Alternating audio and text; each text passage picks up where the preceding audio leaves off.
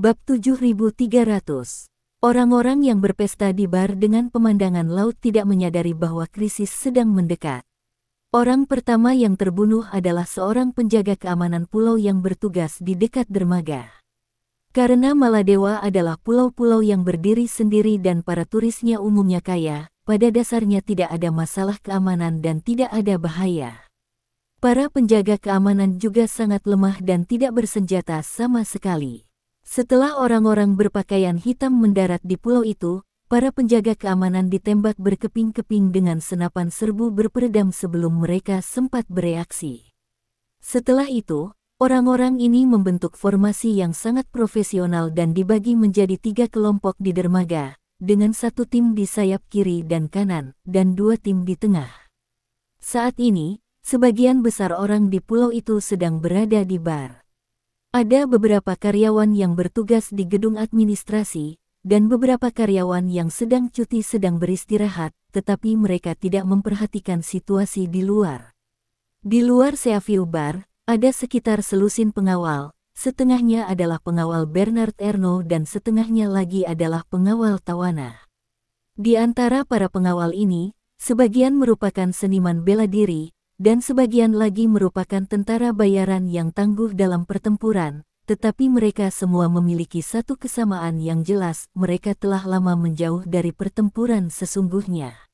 Orang kaya memiliki konfigurasi keamanan yang sangat baik setiap harinya, dan pengawal seringkali menjadi mata rantai terakhir dalam keamanan, jadi meskipun terjadi masalah, biasanya pengawal tidak perlu dikerahkan.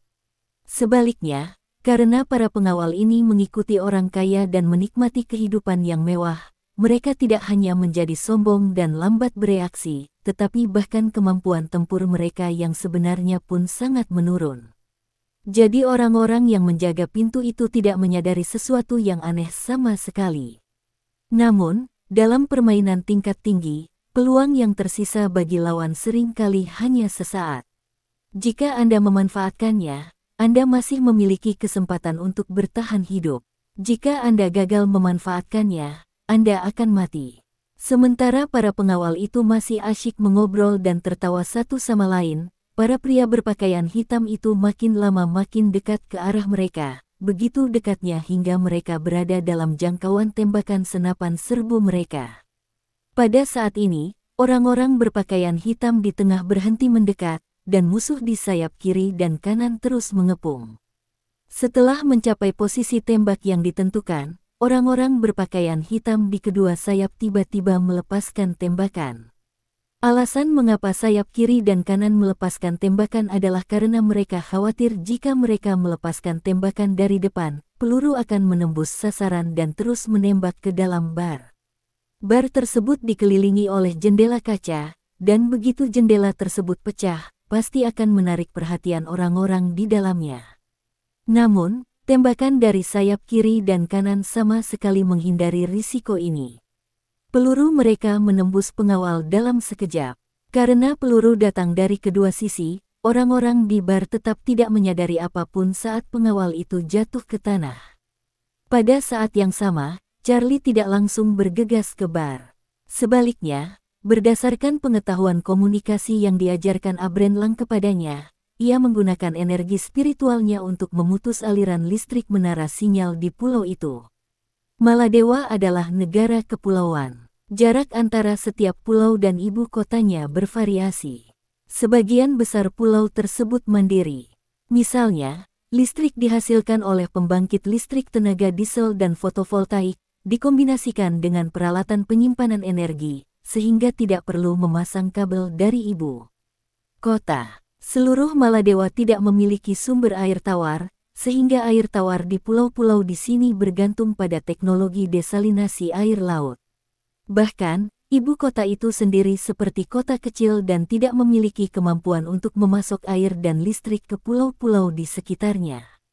Mengenai komunikasi dan jaringan, pulau-pulau mewah seperti Pulau Baima memiliki stasiun pangkalan satelit sendiri yang dapat menyediakan layanan komunikasi dan jaringan untuk seluruh pulau. Jika Anda ingin mengisolasi pulau ini dari dunia luar, cara termudah adalah dengan langsung memutus aliran listrik ke stasiun pangkalan di sini. Charlie memiliki motif yang berbeda dengan orang-orang berbaju hitam ini. Orang-orang berbaju hitam ingin menciptakan insiden besar, dan insiden besar adalah hal yang paling membuatnya pusing. Mengingat lokasi geografis dan fitur Pulau Baima, jika situasinya tidak terkendali, pemerintah harus mengirim pasukan. Serangan bersenjata berskala besar seperti itu pasti akan menjadi berita internasional, dan saat itu baik dia maupun keluarganya tidak akan dapat melarikan diri. Bahkan jika dia bisa melarikan diri, pemerintah akan tahu bahwa ada satu orang yang berkurang di pulau itu setelah mereka memeriksa informasi masuk dan keluar serta informasi pendaratan. Menurut prosedur normal untuk wisatawan asing yang hilang, mereka pasti akan memberitahu kedutaan, dan masalahnya akan menjadi serius saat itu. Oleh karena itu, sebelum campur tangan, Charlie harus memastikan bahwa informasi apapun di pulau itu tidak akan bocor. Setelah memastikan tidak ada sinyal operator atau sinyal Wi-Fi di pulau itu, Charlie segera berlari ke bar.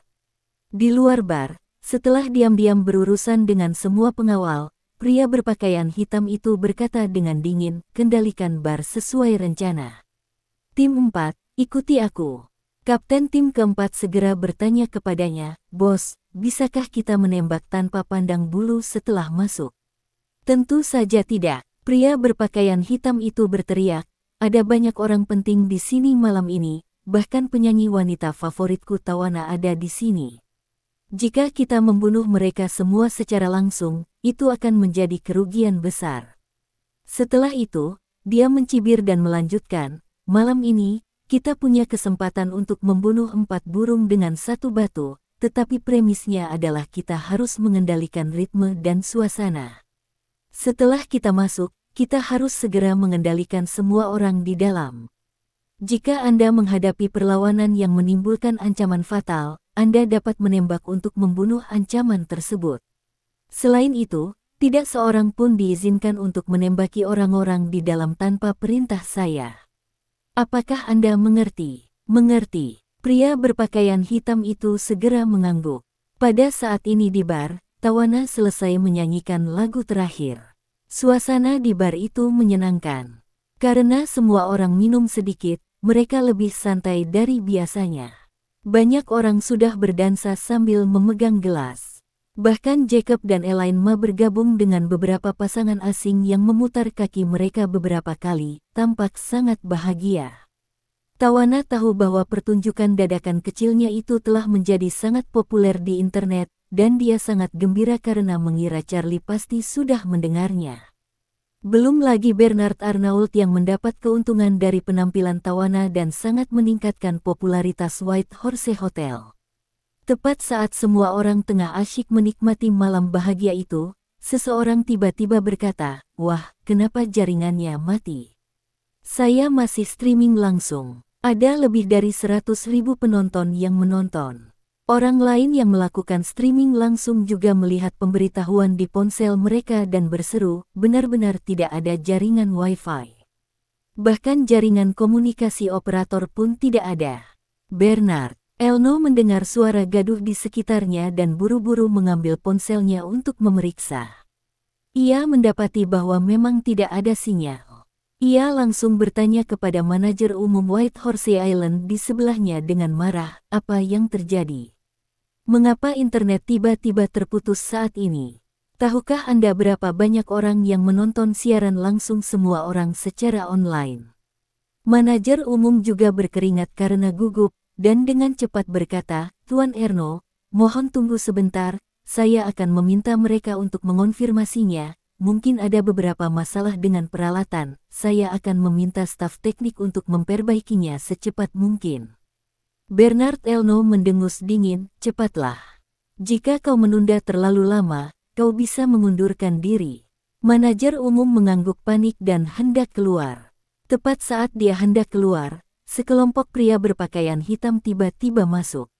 Pria berpakaian hitam itu menembaki lampu gantung di atas kepalanya dengan senapan serbu. Serpihan-serpihan jatuh ke tanah dengan suara berderak, membuat semua tamu ketakutan hingga berteriak dan berlarian panik. Pada saat ini, Lelaki berpakaian hitam itu kembali melepaskan tembakan dengan senjatanya dan berkata dengan suara dingin, "Semuanya, angkat tangan dan segera jongkok, kalau tidak, aku akan membunuh kalian tanpa ampun."